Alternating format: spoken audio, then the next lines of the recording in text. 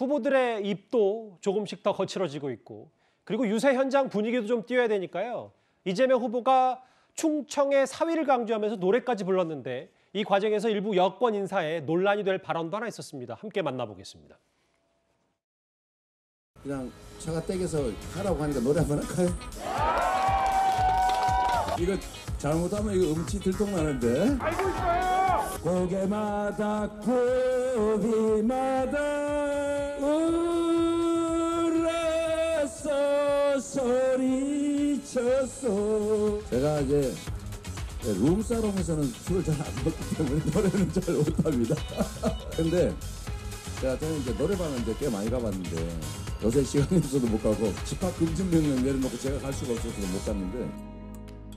검사들이 룸사롱에 가서 술을 먹고 노래를 부르다가 점수가 잘 나오면 어퍼컷을 한답니다. 술꾼 후보 어디로 보내야 됩니까? 라마다로 보냅니까? 술꾼 후보는 라마다로 보내고 일꾼 후보는 어디로 보내야 됩니까? 청와대로 보냅시다. 물론 뭐 대부분 지지자들이 유세 현장에 같이 있기 때문에 좀 격앙되고 분위기를 고조시킬 수밖에 없는 발언들이 많이 나올 수밖에 없는데 룸사롱 얘기들을 계속 그 민주당에서 후보 직접 혹은 오늘 진성준 의원이 검사들이 룸사롱에서 하는 게 바로 어퍼컷이다라는 발언을 했거든요. 하태경 의원님, 국민의힘의 대략적인 입장은 저거에 대해서 뭡니까? 그 룸살롱, 그러니까 민주당에서 가끔 보면은 자폭 발언들을 좀 하시는데 룸살롱 이야기해봐야 손해보는 측은 민주당이다. 송영길 대표만 해도 광주 룸살롱 사건의 주인공이잖아요.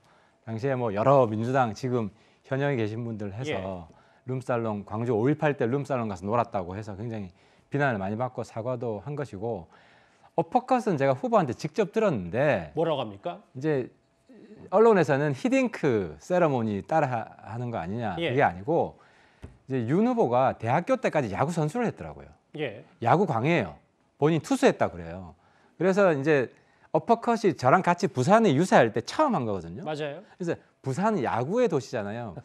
그래서 야구랑 결합시켜 가지고 자기가 야구할 때 같이 축하해주고 할 때 이제 그런 모션을 좀 했다 그래요. 그래서 이제 야구 상징성을 같이 이제 축하하고 같이 응원하기 위해서 어퍼컷 세러모니를 한 거다. 축구가 아니다. 뭐 이렇게 말씀을 하시고 그래서 아무튼 근데 또 더 문제는 자기들은 어퍼컷 세러모니 비판하면서 더한 세러모니를 막 하잖아요. 그럼 처음부터 비판을 하지 말든지. 그러니까 항상 비판을 하면 그게 부메랑이 돼서 이재명 후보의 발차기 퍼포먼스 그렇죠. 말씀하시는 발차기 겁니까? 뭐 격파하기 뭐 더 파괴적이고 더 충격적인 몸짓을 하고 있지 않습니까? 그러다 보니까 어퍼컷 비판한 것도 오히려 자기한테 손해가 되어버리는 또 제가 충격받은 게 지난 토론에서 이재명 후보도 노마스크 윤석열 후보 비판하다가 본인도 결국 노마스크를 했거든요. 근데 본인이 노마스크 한 건 또 딱 무시하고 기억에서 이제 삭제하고 윤 후보만 노마스크하고 비판하더라고요. 그러면 국민들이 아니 당신도 노마스크 했잖아 따라서. 그러니까 이런 것들이 자꾸 좀 너무 지금 몰리다 보니까 또 지지율이 추락하다 보니까 똥과 된장을 구분 못하는 뭐 이런 상황이 된 게 아니냐 싶습니다. 마지막 말은 좀 지워도 되죠? 하여간 어쨌든 뭐 제가 듣기로는 생각보다 윤석열 후보가 이 어퍼컷 세레머니를 생각보다는 더 준비했던 것 같기도 하고. 준비해 온 거예요. 부산 오면서. 뭐 저는 흥에 고조가 돼서 한 줄 알았는데 그게 아니었군요. 뭐 룸사롱은 이런 관련 발언은 사실관계는 틀리고 굳이 뭐 대응할 필요조차 없는 주장이다라고 보시는 겁니까? 그렇죠. 모든 검사들이 사실 명예훼손하는 거잖아요. 제가 그럼 민주당 의원들 일부가 룸살롱 갔다고 민주당 전체가 룸살롱에 미쳤다 이렇게 이야기하면 그게 그렇게 하면 안 되잖아요. 알겠습니다. 룸사롱 얘기가 오늘 갑자기 또 유세장에 나왔고요. 민주당의 공세 수위가 이렇게 높아지니까 이준석 대표는 또다시 소고기 도둑 발언을 꺼내들었습니다. 한번 들어보겠습니다.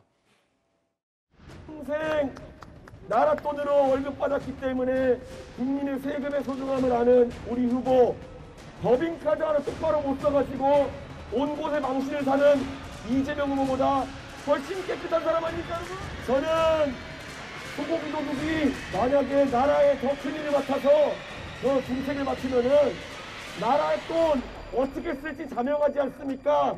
나라 거덜내는 거 아닙니까 여러분?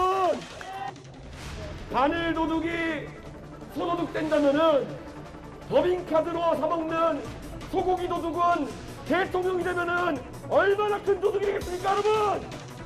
우리가 그런 사람들을 뭐라 하는지 아십니까? 세금 도둑이라는데, 여러분! 호탐대시 소고기를 담아다가 대통령 자리에 있는다. 장 변호사님, 네. 그 이준석 대표에게는 이재명 후보가 유능한 대통령임을 주장하고 있는데 소고기 도둑, 세금 도둑이 더 큰 일 맡으면 어떻게 되겠냐?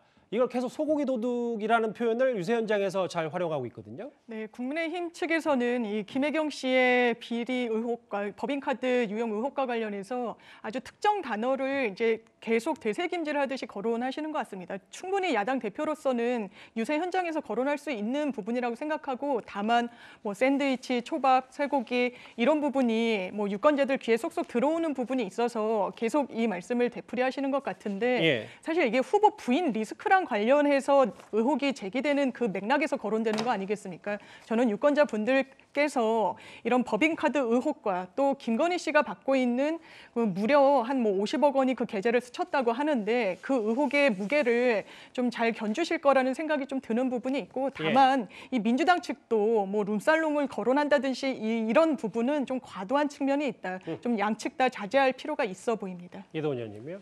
그러니까 국민의힘에 이제 여의도 연구원이 있고, 그다음에 이제 더불어민주당에는 이제 민주연구원이 있지 않습니까? 두 연구원 포함해서 이제 그 여러 연구소가 빅데이터를 지금 계속 분석을 하고 있는데, 그 중에 이제 잡히는 신호 중에 하나가 뭐냐면은, 그러니까 민주당 입장에서 보면은 이른바 무속과 관련된 이슈들이 계속 그 아주 높지는 않지만 계속 잡히고 있고, 민주당 같은 경우에는 이 법인카드, 김혜경 씨의 법인카드 이슈가 계속 그 빅데이터에 감지가 됩니다. 예. 그래서 지금 이준석 대표가 이 문제를 지금 다시 한번 그 이슈로 만들겠다. 왜냐하면 또 이 이슈가 단순히 그 법인카드 이슈뿐만 아니라 분당 자택의 옆집 이슈하고도 연결이 되니까 예. 이거를 묶어서 다시 한번 이슈화 시키겠다. 왜냐하면 지금 이제 민주당에서 김건희 씨의 이제 도이치모터스 주가 투자 혹은 조작과 관련해서 계속 이슈를 시키니까, 근데 사실 그게 조금 어려운 문제거든요.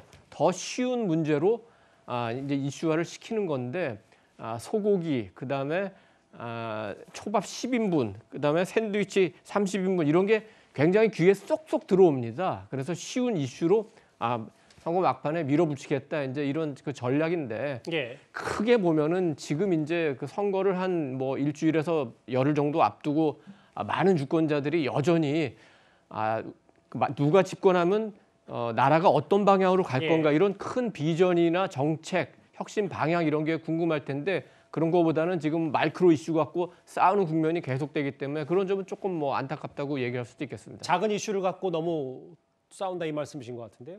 오늘 윤석열 후보의 수원 유세 현장 있습니다. 한마디 더 들어보겠습니다. 능력이 없고 무능한 거는 그렇다 치고 깨끗했냐? 저기 보십시오. 대장동 여러분 가까이 있으니까 다 아시죠? 김만배 일당이 3억 5천만 원 들고 가서 8,500억을 따가지고 나왔습니다. 좀 있으면 이제 1조까지 배당을 받는다는 것입니다. 이 자체가 부정부패 아닙니까? 이런 거는 공범이 많고 갈라먹은 사람들이 많기 때문에 다 이렇게 되는 것입니다. 이런 사람이 이 민주당의 대통령 후보가 됐습니다. 그러니 이 당이 어떤 당이겠습니까?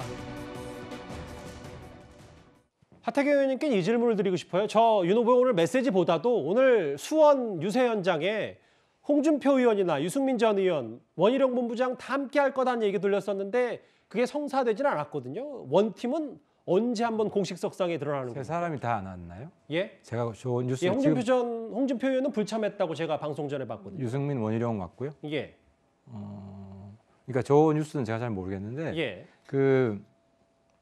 갑자기 일이 터지면 불참하게 돼요. 저도 뭐 그런 경우도 있고. 예. 그래서 저는 뭐 큰 건 아닌 것 같고, 홍준표 의원 같은 경우도 이미 함께 하고 있잖아요. 그래서 지금 엊그저께는 이준석 대표랑 홍대 부근에서 이제 공동 유세도 했고, 또 대구 가서도 유세도 했기 때문에 이미 원팀이 됐죠. 예. 근데 뭐 매 순간순간 누구는 빠진다고 그래가지고 원팀의 차질이 있고, 뭐 그거는 지금 굉장히 좀 지엽적인 문제 같습니다. 알겠습니다. 뭐 다시 저희 제작진이 사실관계를 확인해 보니까 유승민 전 의원도 불참했다라고 하면 원희룡 그럼 뭐 4명이 다 함께하는 건 조금 선거 전에는 유세현 제가 장에서 볼 수 알기에는 있고. 원희룡 그 본부장 같은 경우에는 오늘 우크라이나 전쟁이 터졌잖아요.